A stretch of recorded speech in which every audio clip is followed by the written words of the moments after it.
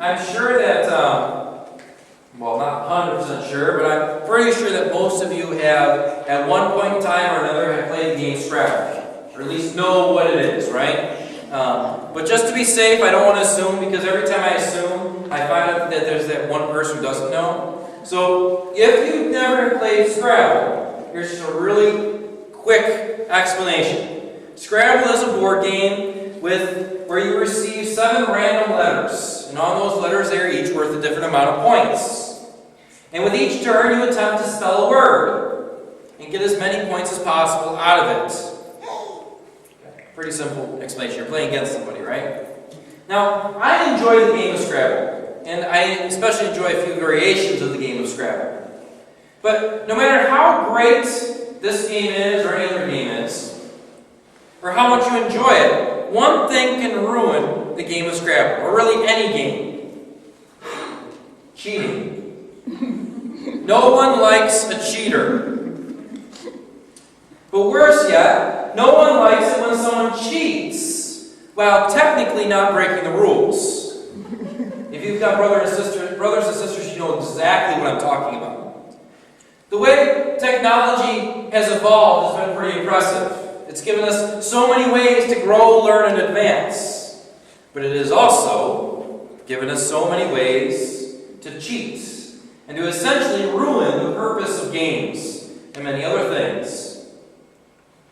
This game of Scrabble has lost much of its fun when you're playing with other people, especially considering you can play online and stuff like that. Because unless you have the board in front of you, it's no fun anymore, because there is this this application for your phone or computer that works with the board game Scrabble. What you do is you punch in this little application the letters that you have. And this application then will automatically give you the best, highest scoring answer you could ever come up with. The word which will give you the most points. You can read through the rules for the game of Scrabble, and you will not find a rule against this. But who wants to play Scrabble with someone who uses an application like that? Wouldn't that ruin the entire game for you? Even if both players were using this, I mean, what's the point? You would challenge them and say, that's not fair. And they would say something like, especially if they were sibling, they would say this. There's no rule against it, so I'm not cheating. Sounds a lot like something a child would do, doesn't it? Don't hit your sister. But I didn't hit her, I kicked her. Don't go outside. I didn't go outside, only my hand did. Or I know Lorraine was talking to Sarah the other day about this line you drew with one of your kids, and they don't cross that line, and they stuck their toe on it, right? I'm not technically breaking the rule. Stop making that noise. I didn't stop making that noise. I'm making a different one now. In the game of Scrabble, there is a principle behind the rules. The rules are meant to create a competitive and fair environment in which everyone can have fun. While you may not be breaking the rules by using an application, you would be contradicting the spirit of the game. Or, like the child, you were not technically disobeying your parent, but you were not respecting or honoring them either. How many times do we end up seeing the Bible treated like this? And what does that do to our understanding of who God is and what He desires for us? The Bible does not specifically speak into quite a few areas in our lives. It does not talk about internet pornography. It does not talk about premarital sex. It does not talk about fair labor laws. But the Bible most definitely has principles behind laws and directions which may become irrelevant to today's society, but the principles behind them clearly apply to every one of these situations. There may not be a rule saying do not get involved in internet pornography, but there is a principle behind a rule in the Bible that says do not get involved in internet pornography. Okay, we can agree on that basic premise, can't we? Okay? So technically we're not breaking the rules, but Is the Bible about rules or is the Bible about principles? If you're looking for rules to follow, you're always going to find places in your life that the Bible essentially has no rules for. You will always find loopholes. An example is that of slavery. In Scripture, slavery is never directly spoken against. You can find texts that kind of insinuate that slavery is not a good thing, but it never says slavery is a bad thing. It never says to Christian masters of slaves, release your slaves. But if we were to read the Bible, we would find some principles in the Bible that are clearly speaking against it. If we read our Bibles looking for principles and not laws, we will find that the Bible is a whole lot more rich than we would ever give it credit for. And then we will find that there is not a single place, not even the smallest part of our lives, that the Bible does not speak to. If we read our Bibles looking for the principles behind the laws, we will find an application for every single moment in our lives. Nothing is left untouched. Let's have a working example. We're going to get a piece of Scripture here that has a law, right? But we're going to look for the principle behind the law to understand what the law was really about. So let's turn over, I want you to turn over to Deuteronomy chapter 24. Deuteronomy chapter 24. It's the first 4 verses. Deuteronomy chapter 24. First 4 verses.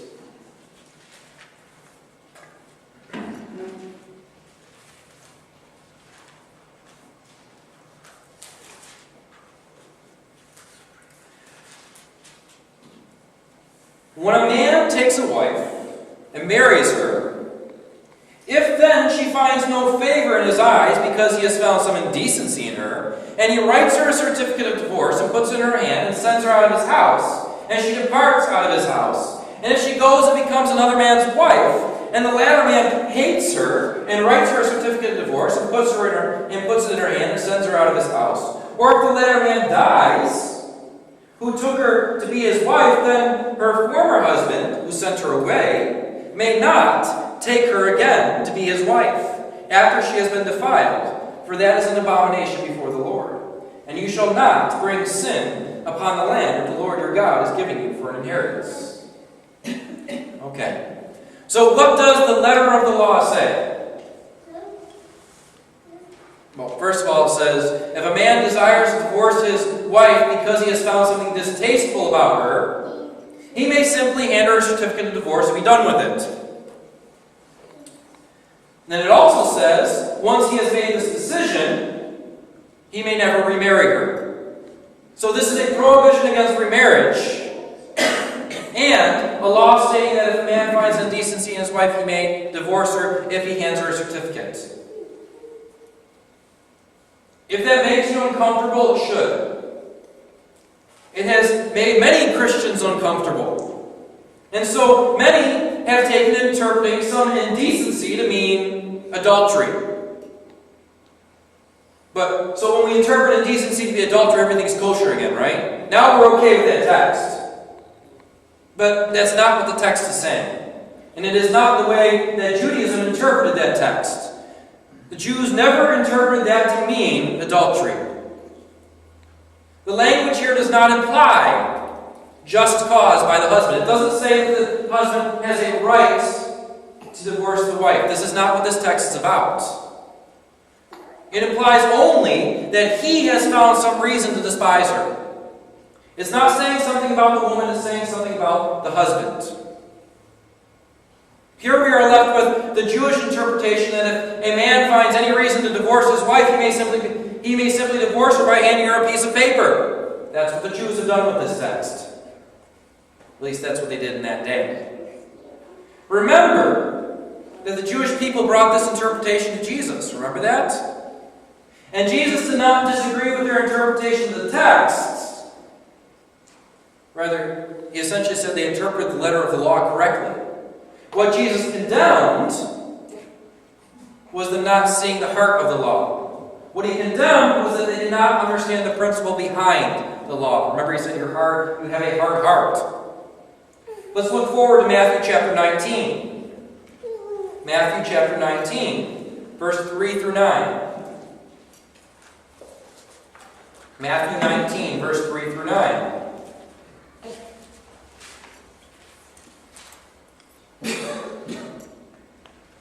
And Pharisees came up to him and tested him by asking, "Is it lawful to divorce one's wife for any cause?" He answered, "Have you not read that he who created them from the beginning made them male and female, and said, 'Therefore a man shall leave his father and his mother and hold fast to his wife, and the two shall become one flesh'? So they are no longer two, but one flesh. What therefore God has joined together, let no man separate."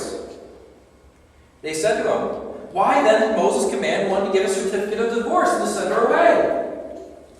He said to them, "Because of your hardness of heart, Moses allowed you to divorce your wives. But from the beginning it was not so. And I say to you, whoever divorces his wife, except for sexual immorality, and marries another, commits adultery." Now notice there that they interpreted that text to say, I can divorce my wife for any reason. That's what the law of Moses says. And Jesus does not say, no, Moses was saying only in case of adultery. Jesus said, "You're right, but Moses gave the law because of your hardness of heart." Okay, so this isn't about the woman committing adultery. This is about the man now despising the wife. Right? So if we look at this whole conversation, we see, can I divorce? Jesus says no. But they say, but the law says I can. I'm not technically breaking the law. I'm not breaking the rules. I'm not cheating. Right? But why did the law say that? That's the question we're supposed to get to. That's the question we're supposed to be trying to answer. Not the what does the law say, but why does the law say what it says? If we do not understand the why, then we can never learn the principle. We cannot therefore accomplish what the law intended, and we cannot please God or bring glory to His name. We hear that. If we read our Bibles and all we see is the laws and rules, then we cannot please God. We cannot bring glory to His name. We cannot accomplish what the law intended to do. If we do not look, learn, and read and try to find and dig deep and find what the principle behind the law was, we cannot be a pleasing sacrifice to God. This is one of the hardest things about reading the Bible, especially the Old Testament. We need to realize that the laws given to the people were not about right or wrong. They did have a purpose behind them, but it was not to make the people holy or righteous.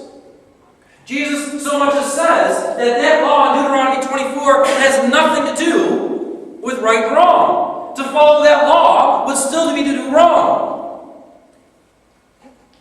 Divorce, in all cases, even if there is adultery, divorce will always be displeasing to God. On a side note, though, we must be careful because, as we see in the book of God in Hosea, divorcing Israel and then breaking the law of Deuteronomy 24 by pursuing her again and remarrying her. Okay, do we hear that? Okay, in the book of Hosea, God divorces Israel. Those words are used. Divorces Israel. And then breaks the law of Deuteronomy 24 and not only takes her back, but pursues her to take her back. A law that gives us permission for divorce does not bring us any closer to righteousness. The law was not about right or wrong. But, even though the law was not about right or wrong, there was still a principle behind that law. We're not meant to hear the law, we're meant to hear the principle. Because a lot of these laws, especially if you read through the Old Testament, they just don't apply to us. We don't live in the same way today. We don't have the same things going on. So many of the issues in the Old Testament are not our issues. And so we read it and go, okay, well, I guess that's not applicable today. If you read the letter of the law, it's not applicable today. But if you look for the principle behind that letter, then guess what? You'll find something.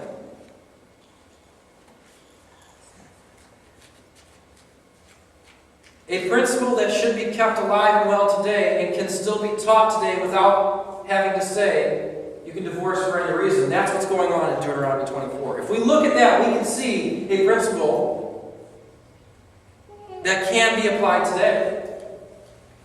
The purpose of the law was not to say when or how you can divorce. That's not what Deuteronomy 24 was about. Deuteronomy 24 was not about when or how you can divorce. The assumption in the text is that divorce is already happening. Right? The text assumes. The text is not saying yes you can or no you can't. The text is saying you are already divorced, so let's put some boundaries on it. The purpose is not to question the validity of divorce. The purpose of this law is instead about protecting the women involved. We should see that in that text. That text is about protecting the women involved in that divorce. How are the women in their culture viewed? Well, by many of the peoples as nothing more than property. And by the Jews, they got pretty close to seeing them as nothing more than property, didn't they? What would oftentimes happen, and I stress oftentimes by saying just about all the time, what would happen in this day and age would be a flagrant abuse of women and a denial of their personhood. A man could divorce a woman for any reason he wanted. If she did not age well, if she did not bear children, if she dared to have an opinion of her own. Small or big, a man could divorce his wife on any whim. In the laws of other local peoples, a man had the right to reclaim his wife after divorcing her for up to 5 years, whether or not she had remarried. That means for up to 5 years, if she got married to another man, he could go up to the other man and say, "That's my wife, I'm taking her back." And he was legally allowed to do that. Do we see any problems starting up here? Right? A man would be free to remarry whenever he pleased, but a woman could not remarry without the permission of her ex. That means even if he has decided not to reclaim her, she couldn't get married to another man unless she had the permission from her ex-husband. This is where the commanded certificate of divorce came in. If a woman did not have this certificate, she would be shamed as a prostitute if she ever took another husband. A husband had a sense of plausible deniability without a certificate. He could divorce her and then say, "Well, no, I really didn't divorce her. You can't have her." See, a certificate of divorce would protect a woman from the abuses that we just talked about. A man being able to reclaim her. With a certificate of divorce, he could not reclaim her. Okay? With a certificate of divorce, he had no say over whether she got married again or not. When a man first married her, he would have had to pay a dowry. Do you know what they would do with this dowry? The dowry would be given to the wife to hold on to. That way, if the husband mistreated her, abused her, was unfaithful to her, or divorced her, she would have something to live off of until she was able to right the ship. We must remember that in this male-dominated society, women could not earn a wage like a man could. Without a certificate of divorce, a husband could keep the dowry even though he divorced her and not give it back to her because he never divorced her. Right? And we're not talking about this could happen. This happened on a regular basis. We have so many examples in texts about this happening. He could keep the dowry for himself, claim he was never divorced, and essentially leave her hanging out to dry. On top of that, if a woman somehow came into money after he had divorced her, she somehow beat the odds, created a thriving business, or maybe she inherited some property or money. Suddenly the ex-husband would go, she's got money now. I'm going to reclaim my ex-wife, and now that money belongs to me. The ex-husband could decide to take her back without her consent, and therefore her profit would now be his, only for him to divorce her again, and there she would go again with no money and no inheritance, and he would now have possession of it all. It did not matter if she remarried or not. Without a certificate, she could be reclaimed like a piece of property. Even her children, born by another man. We hear this. Even if she had children with the second husband, the ex-husband could come in and say, nope, they're my children now. Under law, he had that right. Imagine what could happen if he just wanted to be bitter. And divorces are never bitter, are they? We're not even talking about worst-case scenarios here. This happened, as we said, on a daily basis. Now we begin to understand why Jesus says the law was given because of their hardness of heart. That's pretty hard-hearted, isn't it? The letter of the law says, I can divorce for any reason as long as I give a certificate. But the principle behind the law essentially has nothing to do with divorce. The principle says women are not property. It says they should be protected and not mistreated. A certificate protects them from being abused.